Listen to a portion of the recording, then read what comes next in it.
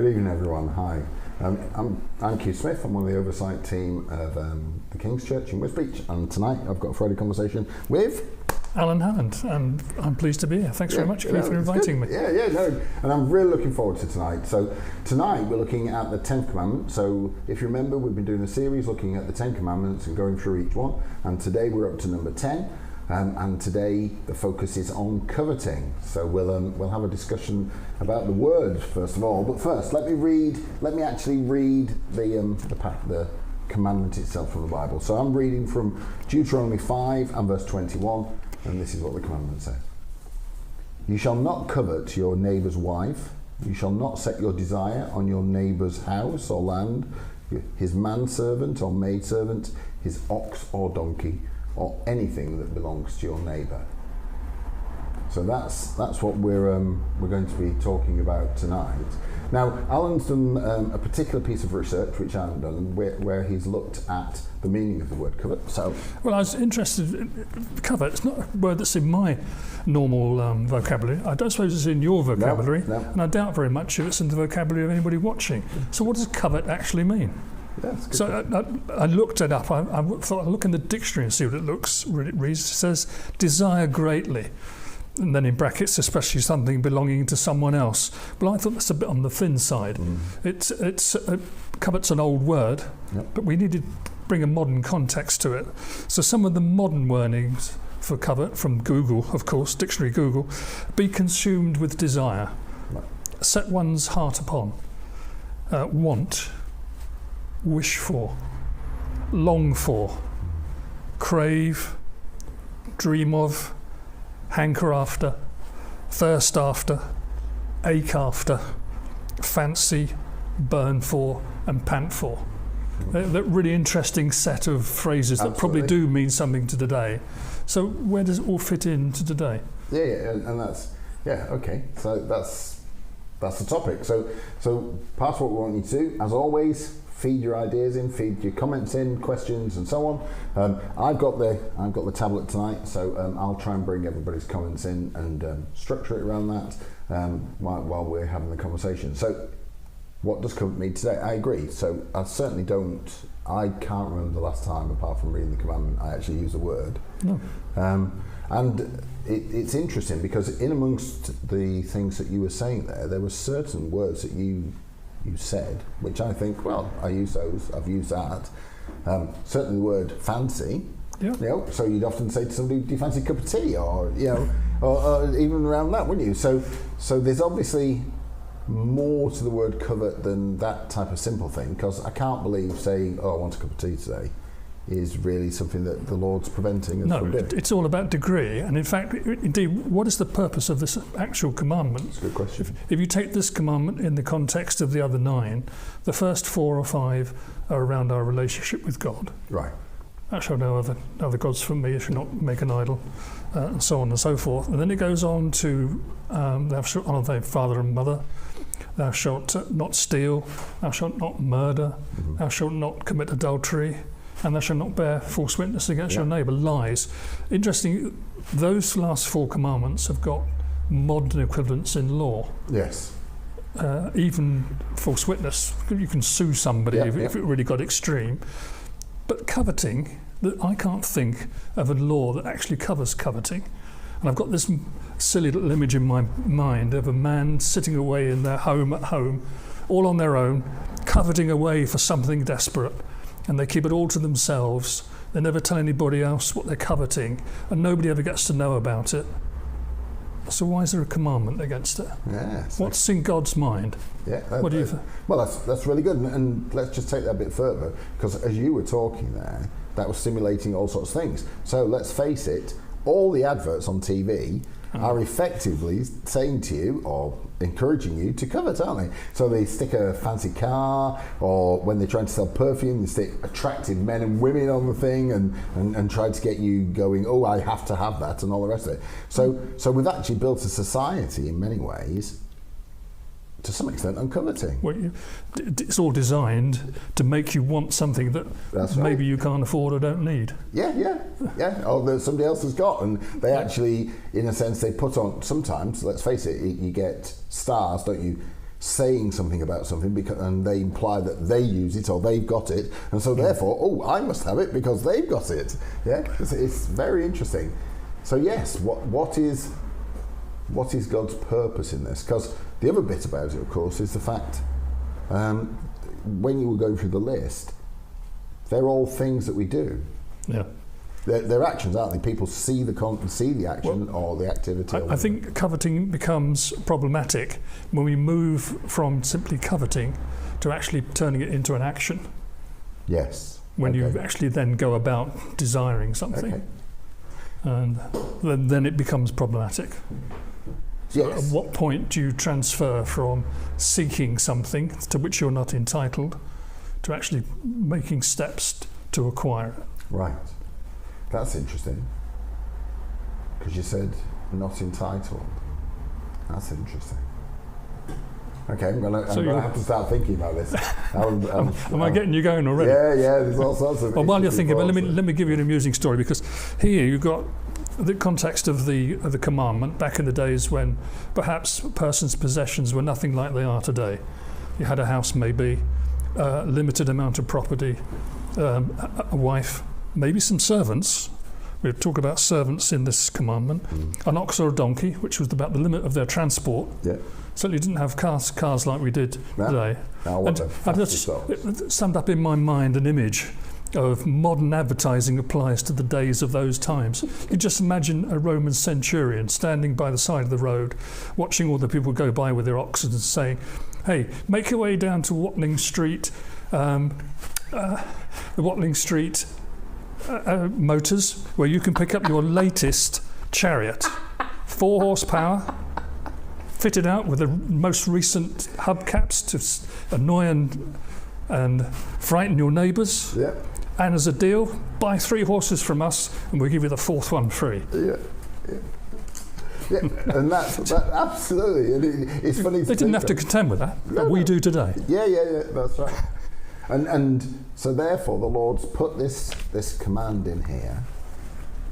It's important enough that it's actually included as one of the 10 Commandments, a fundamental. Yeah. So let's face it, the 10 Commandments, as far as I can see, are the type of God's fundamental underlying, isn't it, of how to behave. This is it. So, all the things he's saying, they're all key establishments. So therefore, not coveting is a key fundamental to our life as a Christian, but it obviously doesn't mean to say that it's not as far as not wanting, because we've already talked about that. Saying I want a cup of tea is obviously not what Jesus was talking about here. No, you do need life's necessities, and it's all about a degree. Do you make do with what's sufficient, or do you hanker after something which is perhaps exceeds what you can afford? Okay. Or maybe somebody else possesses it because it's unique, and you want it, and you're not entitled to it. Yep. And I like that idea of the fact that it's about getting something in a sense that you're not entitled to. So it's not about working hard to get something that you might want and say that's pretty and I'd like to have something like that. Working hard to get a nice house, working hard to get a car and putting your effort in and so on. This is about trying to get something, as you say, that perhaps you're not entitled to, or becoming so obsessed with it that it causes you to do all sorts of things that are behaviourally are bad things to do. It's all about what's in the heart, isn't it? Yeah. And that's what the commandment is aimed at, stopping you from going too far, if you like. Okay, so what we're actually saying then, from what I understand from what you just said, is if it's in the heart, a more modern translation of that would be it's in our mind. Yes. It's what we're thinking. Yeah. That's the key bit here. Yeah. It is, so I don't know if you know, but I was trained as a counsellor. Okay, and one of the things that we're trained in counselling about is the fact that every action starts first with a thought. Right? So no action that takes place, even when it's a reflex action, in your mind there's a thought that triggers it off. It might not be a conscious thought, but there's something there that triggers the action. And so in a sense, I wonder if coveting is about how you deal with the thoughts that lead to these actions. Yes. And perhaps this is the first sign of where God is challenging us about what's going on inside us rather than what's going on outside. Inside the heart as well as inside the mind. Yeah. Absolutely, I'm sure of that. No doubt in my mind about that. That's his purpose. Let's just bring in some of the comments that are on here. So there's all sorts of things. So I asked this question right at the beginning: what's the last thing you wanted, and what was it? And Maddie came back straight away with the last thing she wanted was Jesus, and she wanted to see him. So well done, Maddie, brilliant. Okay. Anna's mentioned the fact that coveting often includes resentment towards the person who has the thing that you've got, which is a good point. Well, I want to explore the effect on other people in a little while. Great, okay. So thanks for the comment. Mustn't forget that. Maggie, as I got older, I no longer want material things. I used to want shoes like my friends had and wanted to be prettier, etc. Now I want my friends and family to know Jesus. So that's interesting. That as you know, your priorities have changed, Maggie. What's going on in your heart has changed, and you know, I think that's partly due to the Holy Spirit working in you and certainly working in me. My attitudes have changed. I hope it's not just age. I hope not. Anna again. If you love a person, you'll be pleased they have something, not resentful and wanting it for yourself. So coveting is the opposite of love. Yes. Well, that's another aspect of it. Yeah. I've just got a New Testament quote here from Luke 12. Watch out, be on your guard against all kinds of greed. Life does not consist of an abundance of possessions. So it is about wanting or not, or being careful. And so let's just, again, I think that's really useful. So you use the word possessions, and he was talking about your neighbour's wife. Yeah. Yeah. So in that, it's almost like the person who's coveting actually sees the other person as a possession, something for them to have, which again is the opposite, as Anna said, of love. Yeah, and I read the other day somewhere in relation to one of the previous commandments, thou shalt not commit adultery, that when you commit adultery, you've effectively stolen another man's wife. Yes, absolutely. Which is the theft of a different kind. Yes. So, and it works both ways now, of course, in society, because let's face it, women could. There's two parts to every adulterous act. So yes, and the interesting thing is in those scenarios, you'll often hear the words, "Well, I couldn't help myself. I love this person. You know, I had to do it. I can't help who I love," and all this type of stuff.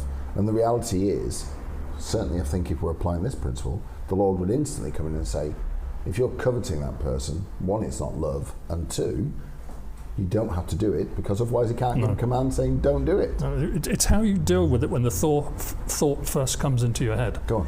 So if you don't deal with it appropriately, it may well then go into a course of action, which is what we want to avoid. If you recognise at the outset that you are being tempted, because it is temptation, how do you deal with that temptation? Yep. How do we respond to the adverts on the TV? Yep. How do we respond to the advance of somebody trying to sell us something we don't really want?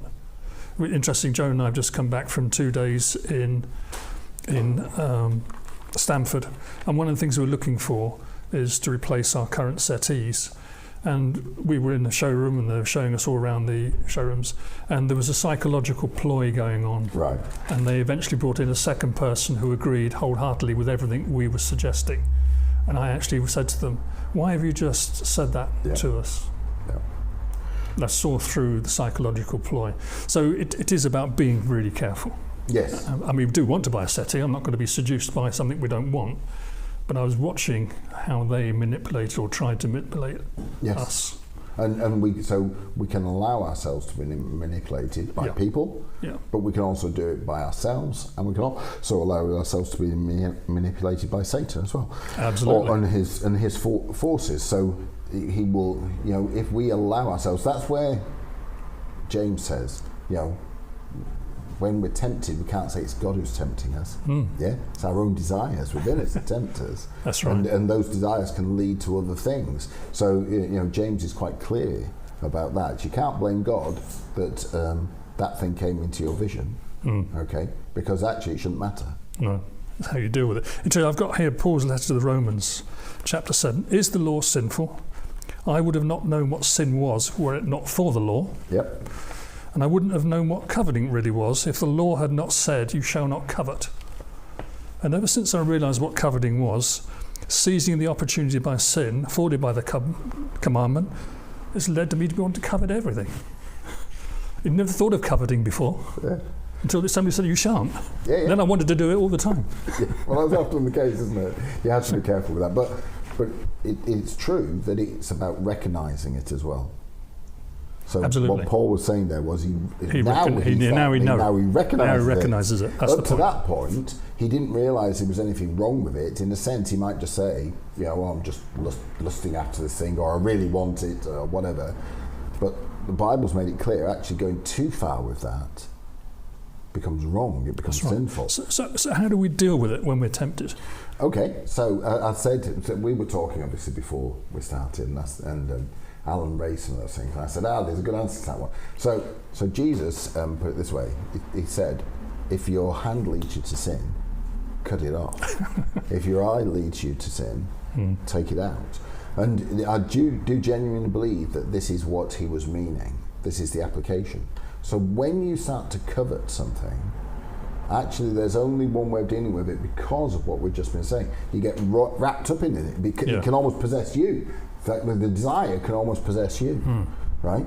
So there is only one course of action, which is cut it off. Now, it might only be cut off for a period of time while you get yourself back into the right place.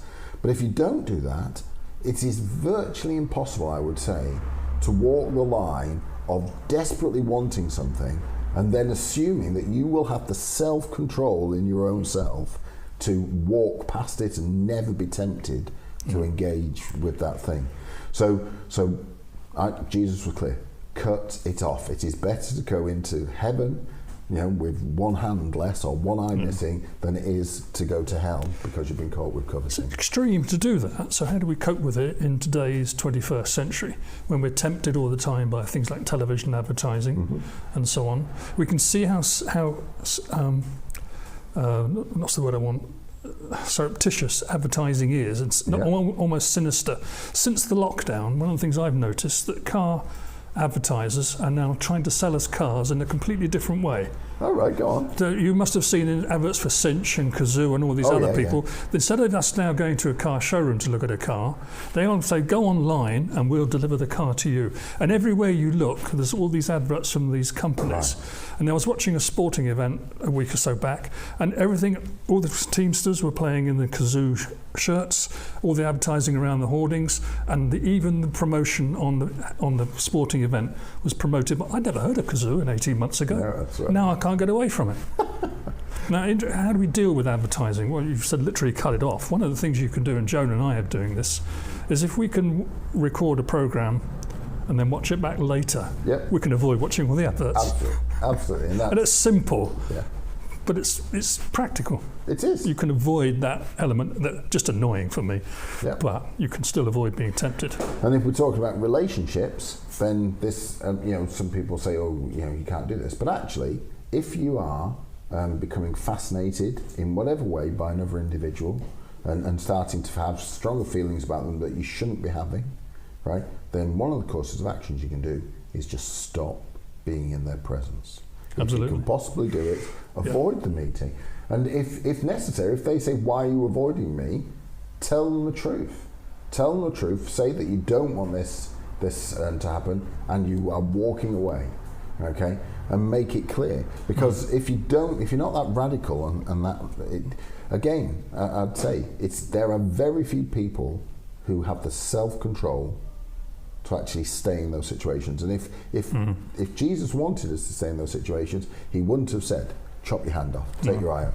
He actually is saying, this is the way out. He said, we'll all be tempted, but I'll always give you a way out. The way out sometimes is to go, no, I can't do this. I have to be radical enough to step away from this scenario.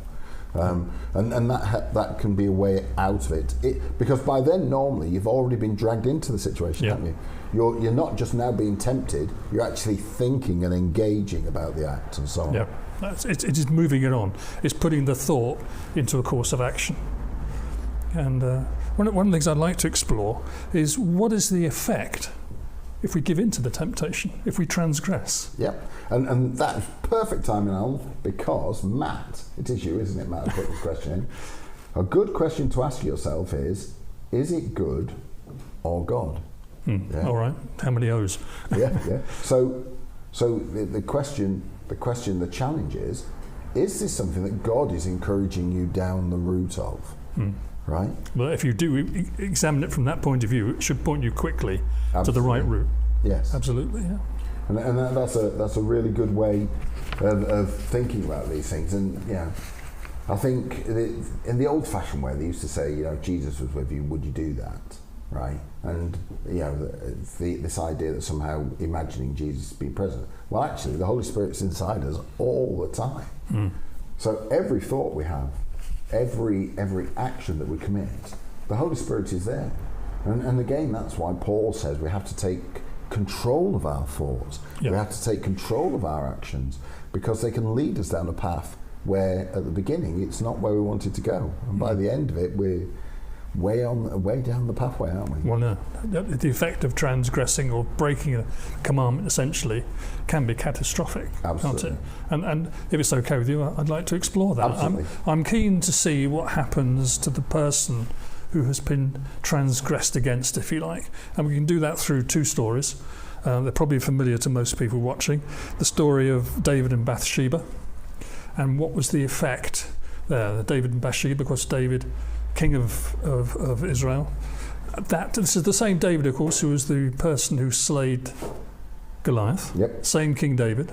But here we see him at his absolute worst in the incident with Bathsheba, where he's tempted after watching her bathing. Now you have to ask yourself, A, what was she doing bathing where she could be seen by a man? And B, what was he doing looking at her in the first place? Did he come across her by chance, or did he know about it and go sneakily looking?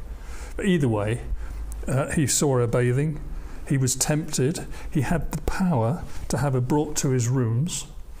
They lay together, and later on, she conceived. This is an interesting story because it must have taken place over a period of time. And when you read the Bible reading, it's all compact to a few verses. But you don't find out you're pregnant the day after the act. So it's taken place over a period of time. So she's gone back to see him, and in the parlance of the day, you've got me pregnant now, what are you going to do about it? So he said, well, what do I do about it? So he called for Uriah. He learnt that she was married to Uriah, who was one of his top soldiers, a soldier of some rank, and he made him come back. Now that wouldn't have been an easy thing in those days either. No. He either walked back or he came back by horseback. We don't know how long it took, but presumably some period. And you can see that Uriah was mystified as to why he'd been brought back, and even challenged David, why have you brought me back? I was fighting with my men. And he said, I want you to have a few days off. What he wanted was him to go back to sleep with Bathsheba. That's right. To cover up the pregnancy. But Uriah, a man of integrity, saw through that and said, no, I'm not going to do that. My men are fighting. They're in rough conditions. I will not do that. And he spent the night sleeping on the palace floor. Even brought to David's attention. And he said, called Uriah, and he said, I want you to go and spend 2 days, some time with your wife. And he said, no, I'm not going to do that. So twice he stood up. This is a day when the king said something, you did what they said. He stood up to him twice. David then sent him back to the front with an instruction to the generals, put him in the forefront where damage will cause to him, and of course he was killed. Now the interesting thing is that Uriah never knew why he'd been called back, never knew, as far as we're aware, that his wife had been made pregnant by another man, and never knew what hit him literally when he was killed. So what was the effect on him? And what was the effect on David and Bathsheba? So we know that David, they went on to have the child, and we know that the child didn't live very long. And at that point, David became contrite, completely changed his view. He knew that what he'd done was wrong, and he went before God and was apologetic. He was completely contrite about what had happened, and God forgave him. So it was a genuine contrition. And later on, of course, he married Bathsheba, had more children, and eventually one of them was Solomon, who went on to be one of the most important kings. But the key here was that the person who was wronged never knew he'd been wronged. And David, through contrition, got back into the way God wanted him to behave. There's two other people in this. The baby who was also put to death, and some of the soldiers who died with Uriah. And we need to just think about Bathsheba. Because in all this... Well, she's lost a child as well. Absolutely. So she lost her husband, she lost her child. Now for her, there was also, within David's behaviour is just so incredible because he claims he loves her, right? He claims that he feels such intense feeling for her that he wants to sleep with her despite knowing it's the wrong thing to do. They both knew it was the wrong thing to do and all the rest of it. Then, within a matter of weeks, let's say weeks, he's now telling her to sleep with another man. He's actually trying to give her to somebody else.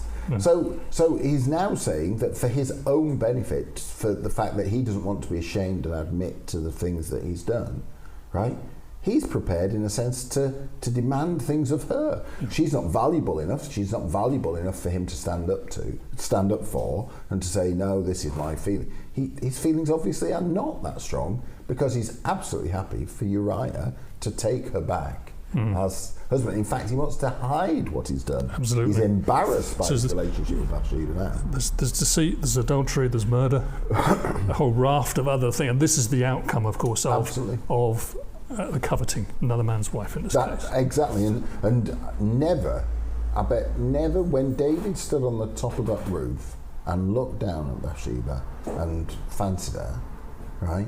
Never did he ever think that he'd be killing somebody, which was one of his key men, listed among the 30 as the key men of David. Never would he be imagining that he'd be treating her so badly, treating others, lying before people so badly, trying to contrive situations and stuff to make it seem like he wasn't behaving the way he was. And it's the old statement, isn't it? One lie leads to another lie. Well, leads to a whole raft of other things, eventually get beyond their control. And if we've got time, I'd like to look at Naboth's vineyard, the other story. Just to bring in here, so Anna's put in the difficulty is recognising a temptation. Yeah. Now she's actually said if the thing we want is a good thing, so she's taken it a bit further. Okay, and Verity said, I used to find myself coveting houses. The more the desire grew, the more dissatisfied I felt with my own house. Now I no longer no longer desire a big fancy house. I'm very thankful for the one I have. And that's the sort of thing I want to explore at the end of the conversation, how we actually deal with it in a positive way, the positive side of being satisfied with our possessions as we have them. Yeah. So again, there are times when absolutely the temptation comes in, and it's the covetous thought about it that then leads us on into a path, in David's case. Setting into action the thoughts. Absolutely, and leads him down a path which he would never have dreamt of going down prior to this. But in it all, he gets wrapped up and off he goes and is led like a lamb to the slaughter. That's right. In the case of Naboth's vineyard, here it's the opposite. Ahab had obviously the palace, he was the king. Alongside his palace in the gardens was a vineyard. This obviously was a productive vineyard, producing good grapes and good wine, presumably, and he wanted it. Well, actually, what the Bible says is he wanted to turn it into a vegetable patch, which rather amused me when I saw it. But anyway, he did the honourable thing. He actually approached Naboth and said, I'd like to buy your vineyard from you. And Naboth's reaction was, well, I can't do that. So he stood up to the king. The reason he said I can't do that is I inherited the land, it's been in my family for several generations, and I'm obliged to hand it on to to my descendants. So I can't sell it to you. So Ahab, rebuffed, goes home and acts like a spoilt child. He takes himself off to his room, lies down on the bed, faces the wall, refuses food and refuses to talk to anybody. It's just like a spoilt child when they're thwarted. It's surprising he didn't say he stamped his feet. He probably did stamp his feet. But Jezebel, his wife, then approaches him, sees what's going on and says, Oi, what's going on? Why are you like you are? So he tells Jezebel all about what's happened, then presumably carries on in his room. Okay. So Jezebel decides, what can I do about this? So we've got an interesting story here. This time it's Jezebel who is wrong. She then contrives to send letters to some of the seers and overseers of the land, asking them to invite people to a gathering, and Naboth is to be amongst those people gathered. She is complicit in that, and she makes out the letters come from Ahab, and she even uses his seal. Yep. So she's acting deceitfully. Yep. She then engages two people who are to engage with Naboth and make false accusations against him. As a result of that, Naboth is taken outside and stoned. So we must again assume this is taking place over a period of time. Stoned to death. Mm-hmm. He did know what was going on. Yep. He resisted, quite rightly. Ahab wasn't the person who carried out the acts. It's his wife Jezebel. She carries it out. She then approaches Ahab and says, "The land's now free, you can go and take possession of it." And in this case, it didn't work out all right for God, Ahab. He was never contrite. He tried to be, but it was momentary. And as a result, through Elijah, I'm going to bring disaster upon you. That's quoting God there. And because he never had a peaceful life the rest of his life. Yeah, and for me, the interesting thing there is, right at the beginning, you said about the person in the room, coveting, and it had no impact. So nobody's an island, and look at the impact that Ahab's covetousness had on his whole family. Yeah. Okay, but we'll come back to that. So already 8:05, we can blabber on for all night if you want. So we need to go over to a song and to the notices. So we'll hand that over to Matt, and we'll pick up when we get back. And in the meanwhile, I'll read some of your comments. Okay. Good stuff. I've no idea.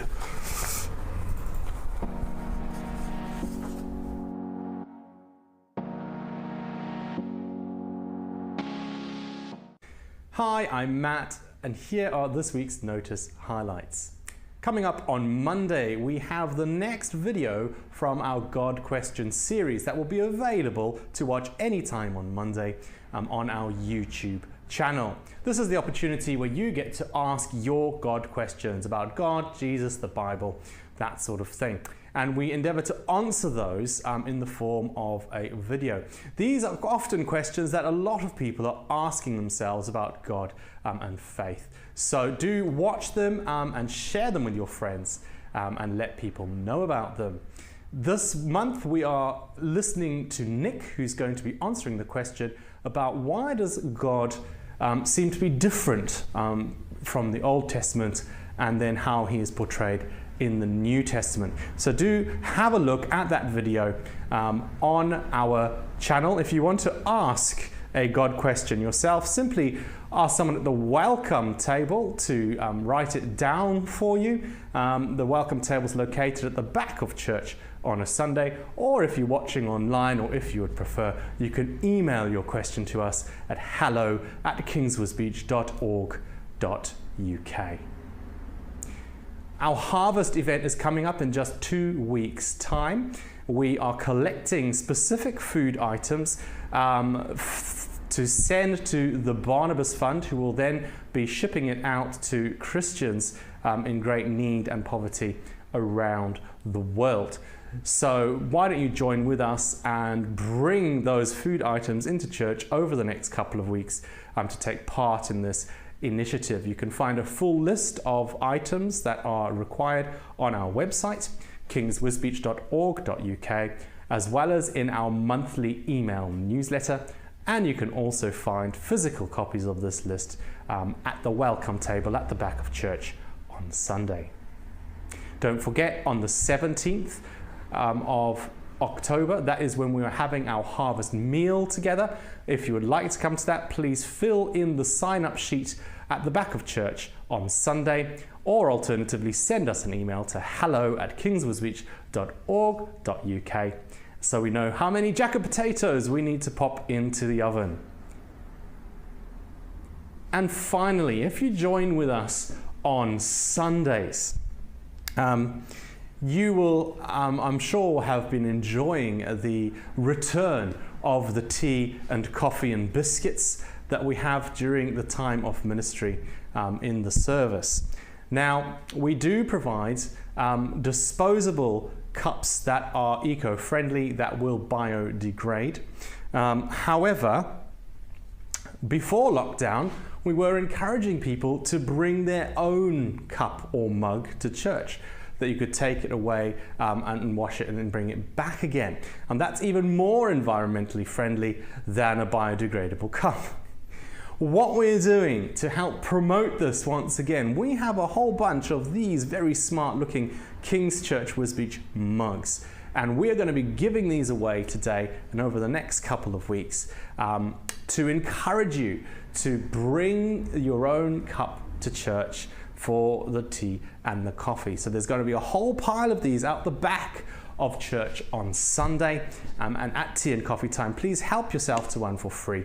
Take it along, use it on Sunday, take it home with you and bring it back again. You can write your name on it or stick a sticker on it or something so you can tell which one is yours. So please do grab one of those cups that I've just dropped on the floor at the back of church on Sunday. These cups are made from bamboo fiber, so they will eventually be able to biodegrade as well, so more environmentally friendly than plastic. So yeah, do help yourself to a mug on Sunday. And remember to bring it back again in the coming weeks. Of course, it doesn't have to be that mug. It can be any mug of your choosing. But yeah, together we can try and do our small part to make the world a better place. Thank you so much for watching. And yeah, that's it from me. See you next time.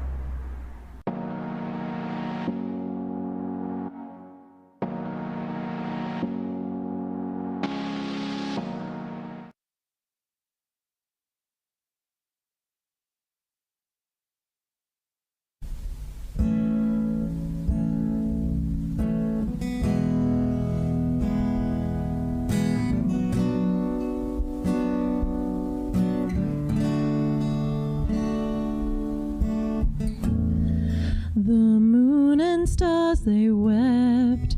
The morning sun was dead. The Savior of the world was fallen.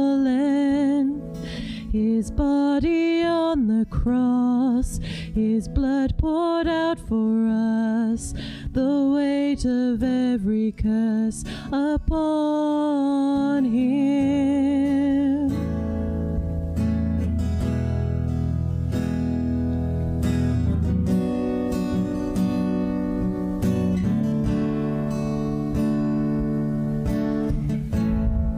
One final breath he gave as heaven looked away. The Son of God was laid in darkness. A battle in the grave, the war on death was waged. The power of hell forever broken. The ground began to shake, the stone was rolled away. His perfect love could not be overcome. Now death, where is your sting? Our resurrected King has rendered you defeated. Now forever he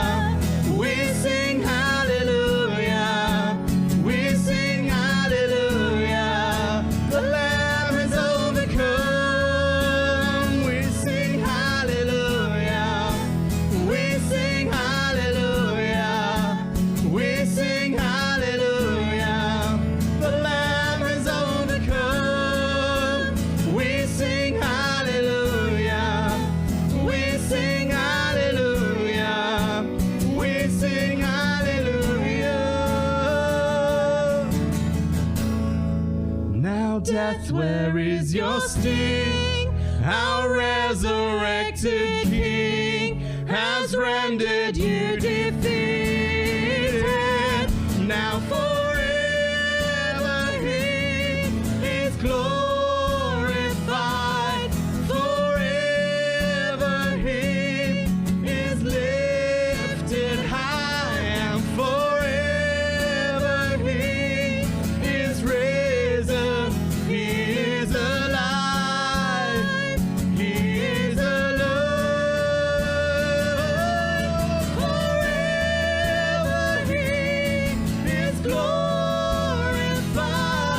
Forever He is lifted high. Now forever He is risen. He is alive. He is alive.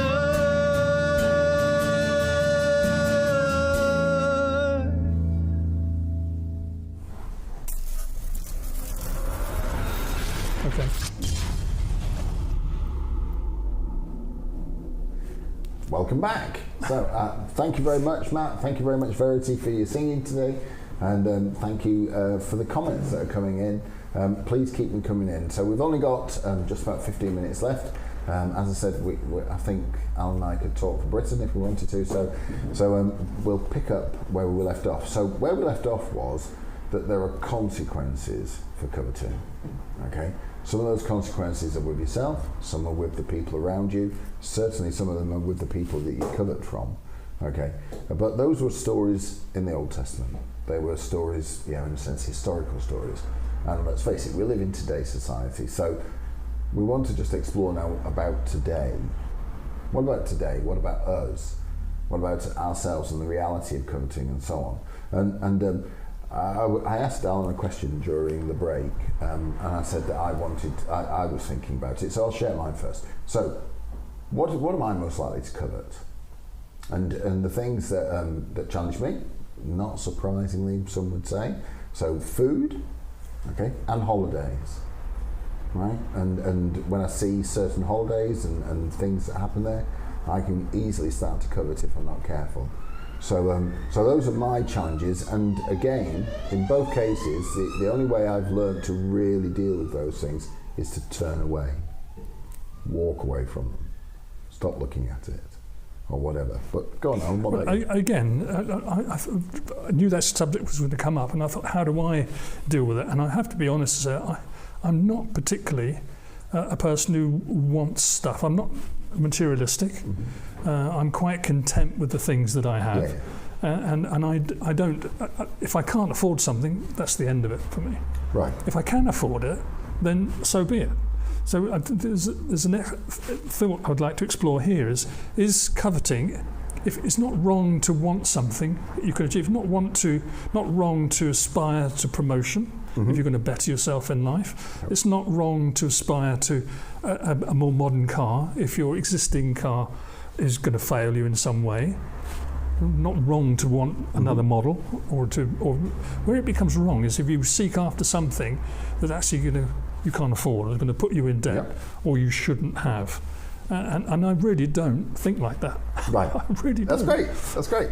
And that's wonderful. Is that something that you feel is intrinsic to yourself, or do you think that's something the Lord's taught you and developed in you? I think it's a combination of both. Right. In all fairness, I mean, the occupation I had through life, you don't join the police force if you want to get wealthy. It's one of those occupations where it's a calling, isn't it? Yeah. And so I accepted all the way. At times I had financial troubles, but you learn how to cope with them and find a way around them. In my case, 2 or 3 jobs. Right. And other and so on. So you can cope in that way. But I've lost my train of thought, actually. Yeah. Well, I was asking about, has the Holy Spirit led you in any particular things? Have you found times when He's come in and supported you with that? Oh, definitely. I mean, certainly in times past, when there were financial problems, I would have used that time, I think, then I certainly was a house group leader back in those days when we moved from Surrey to North Wales, and part of that was about easing some of the financial pressure of living in a very expensive part of the world. So yes, we were led away from the fellowship we're in. Yep. Yeah. So Anna, just before, during the break, said the best way to resist the temptation is to tell someone. Confession takes the power out of temptation. It's very difficult to do it. I would think so. If it's something you're ashamed of. And for me, yes, absolutely. There are times when, if I'm getting tempted by something, even if it's only right at the very start, to talk about it and actually discuss it with somebody and to explore the idea and realise, actually, what we're doing is, I'm just messing around in a sense. I'm playing with things I don't need to play with. Yeah.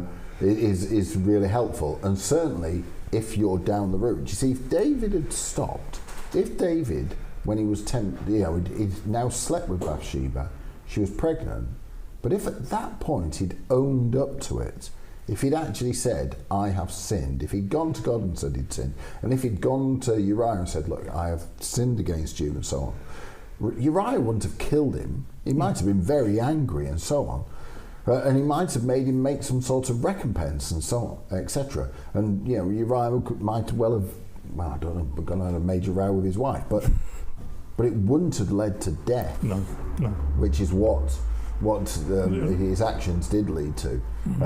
So I agree with you, Anna. I think it's vital that if you're going down the route, one of the ways of stopping it is to tell somebody. Well, yeah, we can do that. I mean, I've got on here in the context of coveting today, that it's not fair syndrome. Somebody's got something that I want, and I want it as well. Keeping up with the Joneses. They've got a gazebo in their garden. I want a bigger one in my garden. So it's keeping up and aspiring to something that actually puts you into debt or so on.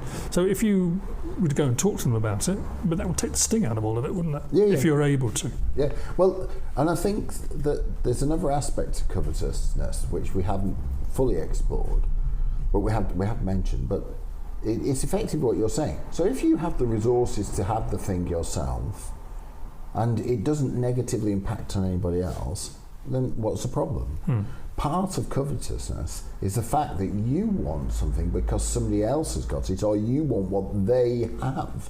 You want to take it off them. So in fact, if the object's unique, like a piece of art. Yes, or even if it's I don't know, like a job, and you deliberately contrive to get so that you get the job and they don't get the job, or that happens in life, doesn't it? Absolutely, loads of people. The dog is a dog eat dog world, and all the rest of it.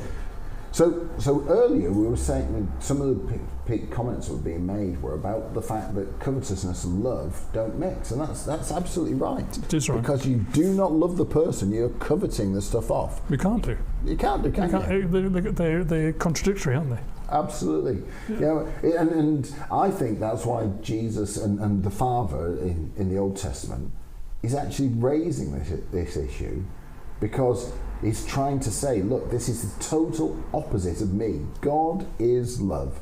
Covetousness is not love. It is the total opposite. Don't go there. Just that's all part of Satan's territory. But let's bring it even further into the New Testament. So, and we wanted to talk particularly again about, in a sense, the antidotes to covetousness now. Obviously our relationship with Jesus is key in that. But Jesus was clear. He talks about our thoughts. He talks about the outcomes of inappropriate thoughts. So he says, do not. Some say, don't kill your brother, or don't kill somebody else. I tell you, don't even get angry with them. So Jesus was saying, the thoughts in your mind, the starting point of killing somebody is to be angry with them about something, and there's other things like that. And so our thoughts lead to action, and that's really the key thing. And if we get our thoughts wrong, it leads to inappropriate action. Absolutely. The key to it is being content with what you have and not letting those thoughts override you. Yes. I'm in a slightly different context. I remember driving my car once and somebody cut me up really, really badly. And I was really, really annoyed about it, and I started to drive fast after this person. And I thought, well, I'm not sure what I'm going to do when I catch up with them anyway. But I realised that my heart was beginning to thump, and my pulse was beginning to race, and I thought, hang on a minute, the actions of that motorist has caused all that in me. Mm-hmm. So I need to be careful going forward. And it's the same about coveting, isn't it? If you put the thought out of your head consciously, then you won't think about it. Yeah, yeah. When I was last with you, I was talking about SAS soldiers and how they cope with adverse conditions. And I said to him, how do you cope with it? And he said, we've been taught not to think about it. Right. So when you're in extreme adverse weather conditions, you just don't think about it. And I practiced that once when I was up on Snowdonia, walking up in the hills there with some friends. We were walking to the summit of one of the adjacent mountains ridges, and we were walking about 5 or 6 o'clock in the morning to a specific point, and it was cold and it was wet and it was misty, and we couldn't see no more than about 50 yards. Right. And I just thought, like that SAS soldier, I didn't think about anything else except putting one foot in the other. And I knew that eventually I would get to the end, which of course we did. We reached the... I put my faith in the people I was within. Yeah. And it is about that mind attitude, mind over matter. Yeah. And I would say that, so some of the words that Jesus gave was, we've heard, fix your eyes upon Jesus. Yes. Look full in his wonderful face. And the things of the world will grow strangely dim. Well, it's not Bible quotes, it's a song. But it's that idea of when you're being tempted, when you're being challenged, when things are difficult, and covetousness is difficult, that temptation, what do you do? The best thing to do is look at Jesus, look at him. Right. Focus on something else. Take your mind off it. And all the other things that we've been talking about tonight. Talk to somebody else, because it just puts it into perspective. It shows how... Well, it takes the steam out of it, actually. If you share a problem with somebody, that's what they say. A problem shared is a problem halved. Yeah. So if covetousness is a problem, then share it. Yeah, that's right. And as you say, just remove it all. And I think to go back to one of the things that you said just a few minutes ago, covetousness implies lack of contentment. You're not satisfied with what you've got. So in that sense, if you have family and so on, what are you saying to them? What are you allowing your mind to go into? You're actually, in a sense, saying, well, they're no longer good enough. I want more than this. So actually, learning to become content in your situation, which is what Verity was talking about with the house. Stop. Just put aside the big house. The big house isn't important. Be happy in the house you're in. And suddenly you can start to appreciate it. Okay? If we're always thinking, oh, it's not the best, it's not, there could be something better. Well, you're discontented. Absolutely. Yeah, and it's going to lead to resentment. And envy of other people who've got what you're aspiring to. That's right. Whereas if you're content, then you can go through all sorts of things. So all those things, if you're not bothered, then they don't hold you in any way. So Paul, I've learned to be content in every situation, which I think is a remarkable statement myself. But the fact that he could get to that, so he could say, he could be in want and he could have an abundance. And in both situations, he looked on them both in the same way. Jesus did exactly the same thing, didn't he? So Jesus was perfectly happy and comfortable in a feast where there was an abundance of things going on, the wedding at Cana and stuff like this. Right? He was comfortable in those scenarios, and he was comfortable in scenarios where people had nothing and people were associating with him, where he had nothing. And God, it was clear, well, if I need something, God will provide it for me. Yeah. If we've only got 5 loaves of bread and there's 5,000 people, well, I can break them up and we'll have enough to eat. Absolutely. I've got here, this is from Proverbs, but it's the same thing. Trust in the Lord with all your heart. Do not lean on your own understanding. Yes. In all your ways, acknowledge him, and he will make you straight in your paths. Be not wise in your own eyes. Yes. Fear the Lord and turn away from evil. And I like that bit there, because one of the dangers when in scenarios is we can try and I'll use the term intellectualize them. Yeah? So I will justify my position. I will try and make it so that my wanting this thing is perfectly reasonable. It's perfectly okay, and I can convince myself that anybody in my situation would of course want this additional thing because it's a perfectly sensible and right thing to think. despite the fact I haven't got enough money, despite the fact that it might cost somebody else something, whatever it is, you can try and justify it to yourself. Yeah. But again, if you speak it out, if you actually go to the Lord and start to do it, what does he say? What does he do? What do the people say around you who care for you and love you say? But here's Matthew on this sort of topic. What good would it be for someone to gain the whole world, yet forfeit their soul? What can you give in exchange for their soul? So, there we are. I think it is all about contentment and being content with what you have, accepting what you have, and that is the antidote to coveting. And let's go back. Let's finish with some of the things that Jesus said. So, Jesus was clear. If you need something, ask. Yes. Knock on the door. Ask and you shall receive. The Father knows what you need. It's not that he doesn't want to meet your needs, but when we get into the situation which we of course can be tempted about because we're incredibly, let's face it, we're incredibly wealthy, that we're into what we want, that's where we're onto the sticky wicket. And so therefore learning to be content with whatever the Father gives you is a wonderful thing. Yeah? And we have the opportunity to do that. That's right. So thank you. I've genuinely enjoyed our conversation. I've enjoyed being here. Thank you. I hope you have. This is the last one. So this is the 10th commandment, and we've been looking at the 10 commandments. And the whole reason for this was we were asking: is Christianity just a set of rules? I hope what you've realised through the series, I hope you've gained, certainly with me, the understanding that it most definitely is not a set of rules. Right? We need the Holy Spirit, we need Jesus to be able to do what we do. And the Christian life is far more than a set of rules, but it does give us a basis, it does give us something to start with. So I hope you've got a lot from it. Look back if you missed one, have a look at what was said. You can go back to some of the ones, even if you've watched them before, and pick more out. There's loads of stuff come out of all these. So thank you to everyone who's been involved in the Friday conversation, to everybody who's contributed, really grateful. Now, this isn't the end of Friday Conversations, we're just going into the next season. So we're going to change the topics that we're preaching on a Sunday, and we're going to change Friday Conversations as well. So we're going to amalgamate the two. We're going to use them both. So we're going to move into looking at Luke, and on Sunday when I'm preaching, I'll be doing an introduction to Luke. And next Friday, we'll be talking about Luke.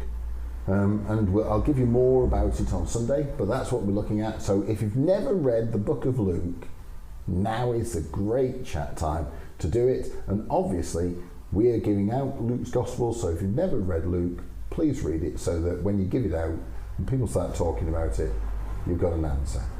But in the meanwhile, thank you very much for watching. Thank you, Alan. And I enjoyed it. Thanks for inviting me. Yeah, and we'll see you again.